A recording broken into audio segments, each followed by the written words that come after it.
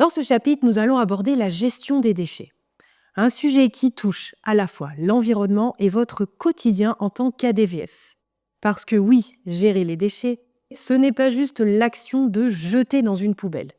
C'est un acte citoyen qui peut vraiment faire la différence pour la planète. Pourquoi est-ce que c'est si important ? En France, la gestion des déchets est encadrée par des règles très précises. Cela va de la production des déchets jusqu'à leur traitement final, tout cela pour protéger l'environnement et la santé des populations. Chacune de ces étapes est donc soumise à des règles décrites dans le Code de l'environnement et chacun est par conséquent soumis à des obligations. Vous, en tant que professionnel et citoyen responsable, avez un rôle clé à jouer. Vous devez non seulement trier vos déchets, mais aussi sensibiliser vos bénéficiaires et leur entourage à l'importance du tri sélectif. Un petit geste qui, au final, peut avoir un grand impact. On entre maintenant dans le vif du sujet. Comment bien trier les déchets ?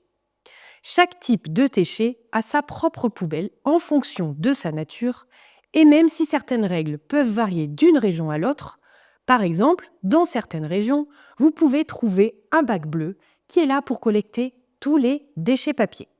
Cependant, il y a des principes de base que tout le monde peut suivre. Vous trouverez dans le cours ci-dessous une description complète et détaillée, mais voyons ensemble les grandes lignes. Tout d'abord, concernant le bac jaune, ou autre couleur comme je vous l'ai précisé selon la ville. C'est la poubelle des emballages. Vous allez donc pouvoir y mettre les bouteilles et les flacons en plastique, les canettes, les boîtes de conserve, les barquettes en aluminium, les briques alimentaires et également les papiers, magazines et prospectus. Pour tous ces emballages, pas besoin de les laver et surtout ne les emboîtez pas les uns dans les autres. On les dépose tels quels. Concernant le verre, les bouteilles, les pots et bocaux en verre doivent être triés à part. Ils vont dans les containers spécifiques pour le verre. Concernant les déchets compostables, comme par exemple les restes de cuisine, comme les épluchures de fruits, de légumes, les coquilles d'œufs et même le marc de café peuvent être compostés. Si votre bénéficiaire a un compost, c'est donc parfait pour réduire les déchets et faire du bien à la terre. Concernant les déchets dangereux, ici on parle des piles, des batteries, des médicaments ou encore des ampoules. Ils ont donc besoin d'un traitement spécifique et doivent être déposés dans des points de collecte spéciaux. Ne les jetez jamais avec les déchets classiques. Pour ce qui est des textiles, donc les vieux vêtements, linge de maison ou encore les chaussures, même abîmées, tout ceci peut être recyclé. Il suffit de les déposer dans les containers ou de les apporter à des associations locales.